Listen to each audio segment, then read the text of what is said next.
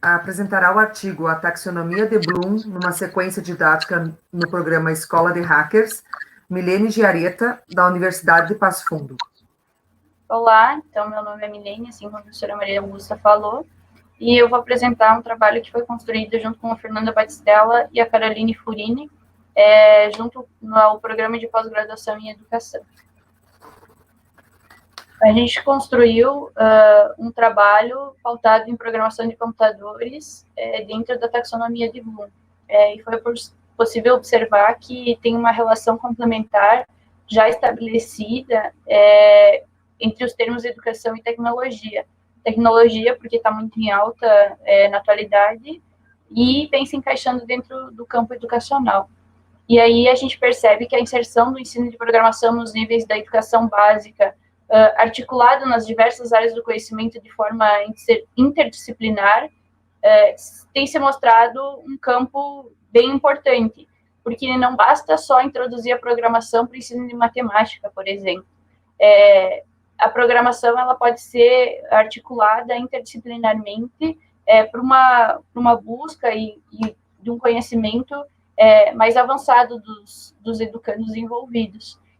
Mas a gente percebe também que é preciso cautela, e principalmente muito planejamento no desenvolvimento desse ensino de programação para as crianças, porque se faz necessário reconhecer que cada etapa da educação básica se configura de uma forma diferenciada, e de um modo ou de outro é importante que esse ensino da programação seja adequado a cada etapa, a fim de se analisar o potencial e o nível de conhecimento de cada aluno, de cada nível em que ele se encontra, para então obter êxito com o uso dessa ferramenta.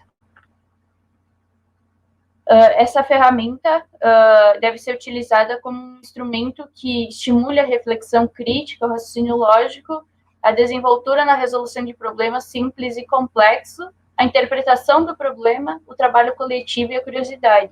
É importante essa interpretação do problema e o próprio trabalho coletivo, porque quando se interpreta um problema, pode-se dividir ele em partes menores e, assim, chegar a uma solução com várias etapas. E junto com isso ocorrendo junto com o trabalho coletivo, acontece que uma pessoa dá uma ideia de uma forma, outra de outra, e aí se cria alternativas de resolução do problema, seja ele simples ou seja ele complexo. Dentre essas formas de resolver o problema, não existe uma única exclusiva verdade. Existem diversas formas de resolução, mas o que importa é o resultado final, é a resposta. E aí, no campo da programação, esse processo é de grande relevância, pois a gente está inserido num mundo cada vez mais competitivo, que a tecnologia é elemento fundamental do desenvolvimento social, e é por isso que esse trabalho coletivo, essa curiosidade, essa desenvoltura faz parte do processo e tem só acrescentado a esse processo coisas boas, onde o resultado tem sido mais satisfatório. Nesse contexto que eu vinha comentando, eu trago uma citação de Polya, que diz que o problema pode ser modesto, mas se desafiar a curiosidade e puser em jogo as faculdades inventivas, quem o resolver pelos seus próprios meios experimentará o prazer e o triunfo da descoberta. Tais experiências, numa idade suscetível, poderão criar o gosto pelo trabalho mental e deixar por toda a vida uma marca indelével na mente e no caráter. Essa arte de resolver os problemas pelos seus próprios meios, pelas suas próprias capacidades, pela sua própria técnica, tende a ter um resultado ainda melhor, porque vai demonstrar que o aluno, o educando, ele está realmente aprendendo o processo, ele não memorizou simplesmente o processo. E aí, se mudar o problema, ele já não vai mais saber resolver. Ele vai saber resolver qualquer tipo de problema, experimentando e criando seus próprios meios para resolver os problemas propostos. Dentro desse contexto, a introdução da programação de computadores na grade curricular das escolas tem um efeito substantivo no processo de construção do conhecimento, porque o pensamento computacional é desenvolvido juntamente com a programação de computadores, né? Porque o pensamento computacional ele não é desenvolvido simplesmente por você mexer no computador. Ele é desenvolvido quando você está programando computadores, você está criando coisas novas, você está pensando sobre isso. E aí, nesse sentido do pensamento computacional, o Programa Internacional de Avaliação de Estudantes, o PISA, reconhece que é essencial hoje os processos de raciocínio e de resolução de problemas envolvidos dentro desse contexto de pensamento computacional e programação de computadores. E hoje a gente vê que também na Base Nacional Comum Curricular, a BNCC, já faz várias menções à programação de computadores, insere as tecnologias digitais, e essas tecnologias são uma das 10 competências gerais que estão lá no conceito de educação integral. Então, Bloom e seus colaboradores, que eram um grupo de psicólogos, criaram um quadro teórico denominado taxonomia, e eles visavam facilidade de comunicação entre professores e alunos, com o objetivo de desenvolver a aprendizagem, aprimorando os domínios cognitivos, sem centralizar na transferência de conteúdos. Por que ele resolveu criar essa taxonomia? Porque lá na década de 40 e de 50, os sistemas de ensino caminhavam em direção a um padrão que transmitia e recuperava informações. Ou seja, o professor estava lá só para transmitir as informações e o aluno para receber essas informações e ele recuperava na hora da avaliação. Então, a escola é um espaço onde o professor falava, era o dono de todo o conhecimento, né? Ele era o ser maior, ele era o Deus da escola, e ele recuperava as informações do que ele repassou para os alunos somente através de provas individuais sobre aquele tema que ele tinha repassado para a turma e que eles deveriam ter estudado. E aí prevalecia a formação tecnicista, onde tinha características instrucionais e o ensino centralizava na formação do indivíduo, e não no desenvolvimento intelectual e pessoal, justamente por causa desse contexto que era envolvido.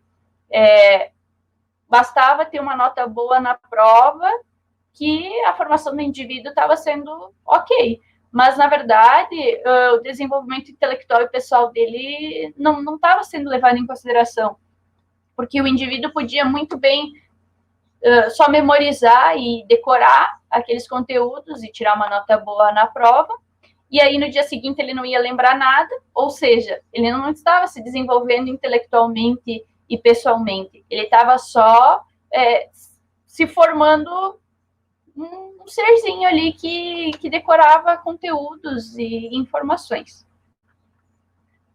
E aí, então, nesse sentido, a teoria ela se sustenta no fato de que o indivíduo só pode compreender e aplicar um conceito específico depois que ele conhecer, depois que ele estudar, que ele compreender esse contexto. Então, a taxonomia não é simplesmente um padrão de classificação, mas uma possibilidade de organizar esses processos cognitivos seguindo níveis de complexidade, porque a taxonomia está dividida em 6 níveis de complexidade, onde os objetivos são programados, começa com um objetivo simples, um processo cognitivo simples, e vai evoluindo no decorrer do tempo. Então, a taxonomia, desde 1956, ela concedeu uma base para as ideias que foram sendo utilizadas e desenvolvidas em todo o mundo acadêmico, por educadores e professores, para produzir materiais pedagógicos que pudessem ser avaliados, porque essa construção feita com objetivos que o professor tinha construído, quando ele foi aplicar, ele tinha um retorno avaliativo de como é que tinha sido esse projeto, esse processo pedagógico, né? E como é que os alunos dele tinham aprendido, ou se não tinham aprendido, qual que era o planejamento seguinte, se ele ia ter que recapitular algum dado, ou se ele poderia seguir em frente com outros conteúdos, com uma nova construção. Daí, nesse sentido, eu trago uma citação de Faria, onde ele diz que não foi interesse de Bloom classificar um material específico ou conteúdo, mas sim classificar o comportamento esperado, a maneira na qual os alunos devem agir, pensar ou sentir como resultado de sua participação em qualquer unidade de ensino. É por isso que eu digo que esse processo pode ser interdisciplinar com objetivos, onde se busca o objetivo já pré-estabelecido no decorrer do processo. E aí já se espera um resultado. E lá no final você avalia se esse resultado foi positivo ou não. Se o processo tem que mudar ou aonde que tem que voltar e recapitular o processo para ele obter o êxito. Então, Bloom e seus colaboradores estavam empenhados em desenvolver essa taxonomia específica para avaliar esse comportamento dos alunos em diversas situações de aprendizagem, seja na matemática, na ciência, no português, na literatura, história, enfim. Não importa a disciplina, o que importa é o processo. E aí ele dividiu a taxonomia em objetivos educacionais, que são 6, e lembrar se refere à habilidade do aluno de recordar, de definir, reconhecer, identificar as informações específicas, e então, a partir dessas situações, ele recorda aquilo que ele já sabe, que ele trouxe de anos anteriores da escola, ou de de uma outra disciplina, ou da própria disciplina mesmo, ou de construções que ele fez, do contexto onde ele está inserido, de casa, porque os alunos de hoje, eles são muito curiosos. Então, eles procuram novas informações e eles estão aptos a isso, né? Então, eles recapitulam essas informações anteriores e o professor, já conhecendo o conteúdo, enfim, ele constrói as ideias do conteúdo em cima daquilo que o aluno já sabe. E aí se formula uma teoria em conjunto. E aí ele pode passar para a fase 2, onde é entender, que se refere à habilidade de demonstrar a compreensão pela informação. Ele já começa a reconstruir as suas informações, daquilo que ele já sabia, com aquilo que o professor colocou, e aí ele vai reproduzir suas próprias ideias nas suas próprias palavras, mas de uma forma mais qualificada. Ele vai elaborar, vai modificar um dado, uma informação, mas o objetivo é que ele tenha mais claro o conteúdo, o objetivo do estudo. Então, ele vai ser capaz de usar o seu conhecimento primário e ampliá-lo, ou reduzi-lo, dependendo do caso. E aí ele vai poder prever consequências resultantes das informações originais para construir seu próprio conhecimento, podendo passar para a fase de aplicar, que se refere à habilidade do aluno de recolher todas aquelas informações anteriores e então aplicar a informação em uma situação concreta, ou seja, um problema, resolver problemas. Então, ele vai reunir todos os processos que ele estudou, que ele viu, e vai transportar essas informações genéricas para uma situação nova e específica, onde ele vai ver se ele aprendeu ou não. E então, ele vai poder passar para a fase 4, que é analisar, e vai se referir à habilidade do aluno de estruturar novas informações, separar as partes da matéria de aprendizagem e estabelecer relações. Então, ele vai poder explicar todo o processo entre as partes constituintes que caracterizam esse problema, essa questão, e aí as informações serão elementos componentes que estabeleceram a relação nesse problema. E aí ele vai poder passar para a fase de sintetizar, que vai se referir à habilidade do aluno de recolher e relacionar as informações de várias fontes, não só aquelas fontes que o professor trouxe como resolução de problemas. Ele vai poder pesquisar e ser autônomo o suficiente para buscar mais fontes e assim formar um produto novo. Ou seja, nesse processo de programação de computadores, ele vai poder criar algo dele, um programa com as características dele, e os traços individuais com aquilo que ele queria realmente fazer ou que ele busca fazer. E aí ele vai ter o próprio programa dele. Então ele vai poder passar para o nível 6, que é criar, que vai se referir à habilidade do aluno de fazer um julgamento sobre o valor de algo, sobre o valor desse produto, de ideias, enfim. E aí ele vai levar em consideração alguns critérios que ele já conhece ou que ele pode buscar ainda informações para esses critérios. E aí ele vai representar esses processos cognitivos mais complexos. Nem todos os alunos conseguem chegar nesse nível. A maioria deles chega no 5, mas nada impede de o professor puxar mais o aluno, digamos assim, para se chegar na fase 6, que é criar, e aí o aluno vai ser capaz de confrontar um dado, uma informação, uma teoria, um produto, etc., como um critério ou um conjunto de critérios que podem ser interno do próprio objeto de avaliação dele ou externo a ele, desde que ele tenha esses critérios pré-estabelecidos. Então, dentro da taxonomia, é significativo que os objetivos educacionais eles retratem o nível de conhecimento desejado por os alunos, assim como o planejamento deve ser elaborado e executado conforme aquela realidade que o professor tem dentro da sala de aula, de forma a alcançar os objetivos, porque não adianta você querer apressar o processo e aí perder ele no meio, porque aí os alunos vão parar de acompanhar.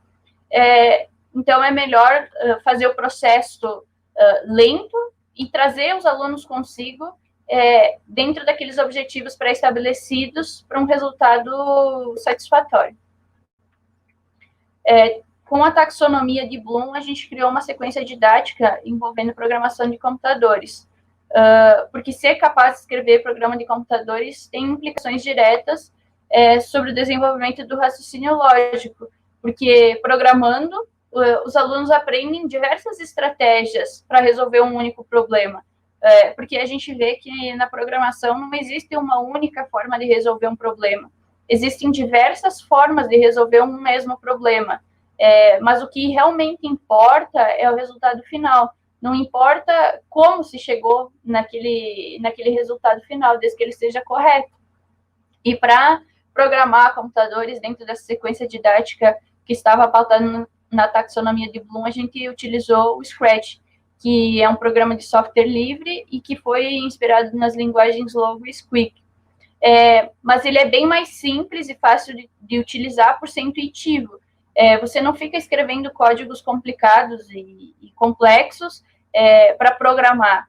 Em vez disso, as crianças têm uma série de bloquinhos coloridos com comandos pré-estabelecidos nesses bloquinhos que vão sendo completados conforme aquilo que se busca.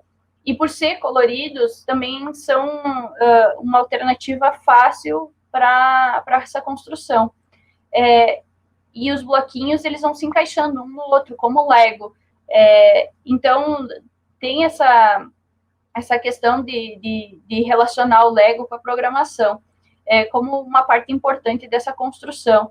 E, por ser blocos, essa programação, eles facilitam o processo de descrição das instruções e eles dão instruções para a máquina, que no caso é o computador, para realizar aquilo que se busca, fazer o seu programa.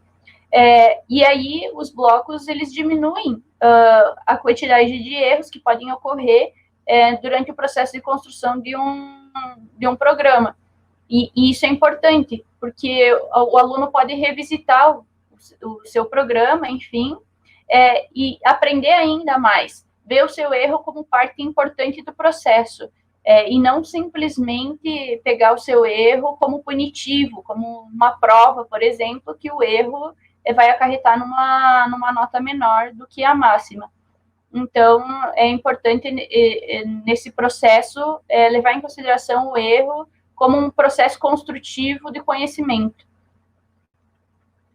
E aí a gente construiu essa sequência pautada dentro da taxonomia, como eu comentei, e aí para lembrar e entender, nós tínhamos como objetivo os estudantes deveriam recordar e definir, reconhecer e identificar as potencialidades da programação de computadores. E a atividade foi dinâmica, de compartilhamento de experiências entre os alunos, dentro dos seus conhecimentos prévios de programação por blocos. Então, nessa atividade, foi mais um diálogo, assim, um compartilhamento do que era programação de computadores, se eles conheciam o Lego, se eles já tinham visto alguma programação por bloco, se eles sabiam o objetivo de uma programação, e se era o mesmo objetivo de uma programação por blocos, por exemplo, se eles já tinham programado computadores, enfim, foram sendo construídas essas questões, e então foi apresentado o Scratch, a interface, enfim, toda a questão envolvendo o Scratch. Na sequência, a gente foi para as questões de aplicar e analisar. E aí os objetivos eram experimentar o potencial do Scratch como um espaço de programação indicado para crianças, além das competências cognitivas que o ato de programar exige e desenvolve. E a atividade foi propor que os alunos resolvam atividades matemáticas utilizando o Scratch. Aqui eles tinham 3 atividades.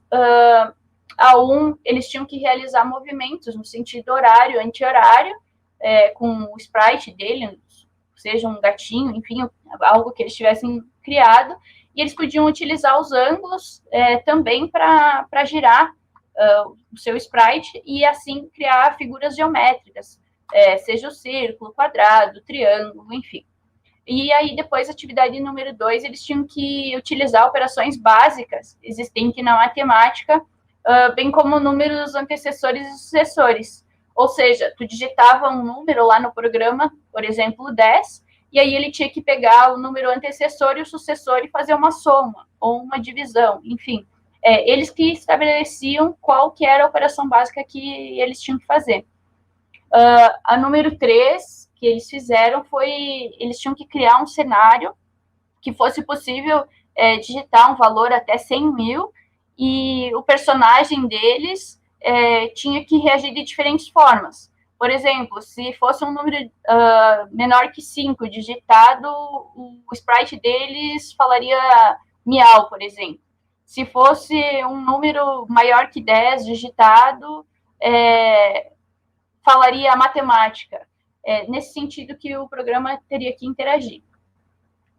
Na parte de sintetizar, os objetivos eram complexificar as habilidades construídas pelos alunos nas atividades anteriores, relacionando-as com o processo de programação de computadores no ensino fundamental. E a atividade era a criação de uma situação matemática utilizando-se da programação de computadores.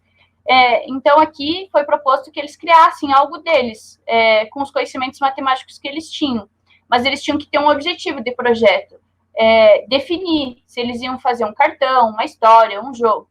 E eles iam ter que caracterizar qual faixa etária, qual ano escolar que isso iria atingir, né? E que competências que eles queriam desenvolver. O que era? Era raciocínio, era abstração, era uma decomposição de problema, e que conteúdo que eles iam trabalhar. Se ia ser um conteúdo matemático do ano que eles estavam, um conteúdo matemático anterior, enfim, eram definições que eles tinham que fazer. A outra atividade relacionada ao criar os objetivos era que os alunos tinham que ser capazes de identificar potencialidades e limitações do que foi construído na etapa anterior enquanto a proposta de atividade de ensino de programação. E a atividade, os alunos tinham que avaliar, além de expor a real possibilidade de execução da proposta elaborada anteriormente.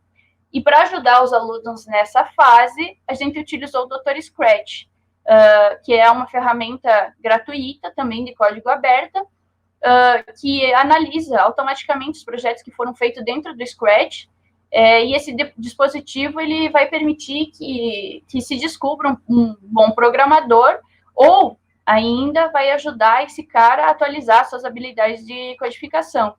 E ao importar esse projeto Scratch para o Dr. Scratch, ele vai fornecer algumas informações desenvolvidas dentro do pensamento computacional, que o autor obteve construindo tal problema. E aí ele vai dar pontuação para abstração, pensamento lógico, sincronização, paralelismo, controle de fluxo, interatividade do usuário e representação de dados. E ele vai poder atingir 21 pontos, sendo que cada categoria dessas que eu elenquei valem 3 pontos.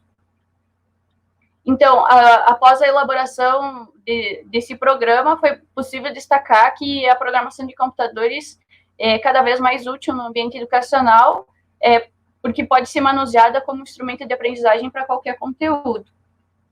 A metodologia que a gente utilizou foi com os alunos da Escola Municipal Fundamental de Passo Fundo, onde foi observada em suas oficinas semanais do programa Escola de Hackers, no laboratório computacional da escola, com 2 horas, durante 2 semanas, período que a sequência didática proposta foi aplicada.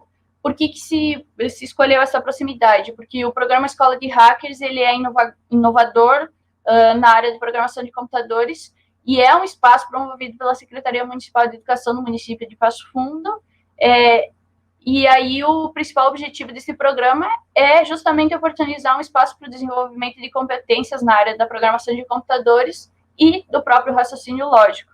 E utiliza do Scratch para tal execução, onde os estudantes do ensino fundamental da rede pública do município de Passo Fundo são os componentes desse programa em horário inverso às suas aulas. Como resultado da proposta da sequência didática aliou matemática e programação de computadores, o intuito era estimular justamente o desenvolvimento do raciocínio lógico, visto que programando esses alunos aprendem estratégias importantes para a resolução de problemas, quando eles decompõem, quando eles analisam, enfim, criam suas próprias estratégias.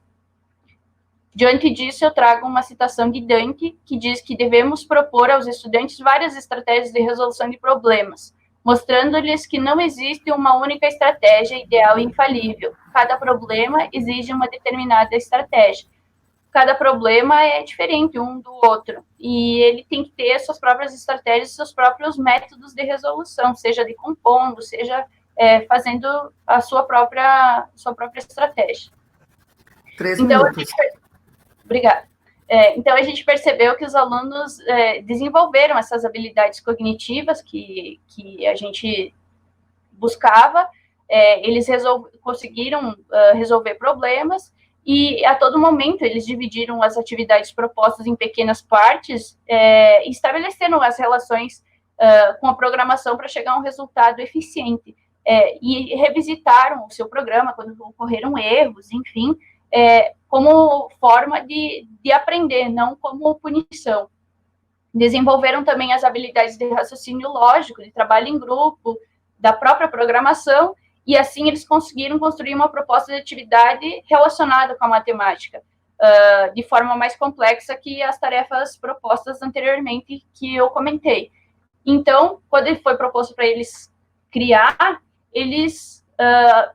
nós dividimos a turma em 2 grupos, e aí um grupo criou uma calculadora interativa, envolvia as 4 operações, e o usuário inseria os 2 números que gostaria que essa calculadora deles fizesse a operação, fosse ela soma, ou subtração, multiplicação, enfim. E aí, ao colocar no Dr. Scratch o projeto deles, se vê que eles desenvolveram lógica, abstração, enfim.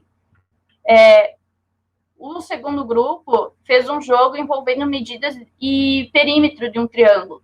Ou seja, o usuário ele podia digitar os lados do triângulo, e aí o computador desenhava esse triângulo e calculava o perímetro desse triângulo. E aí também foi posto no Dr. Scratch, e eles obtiveram esse resultado que aqui está.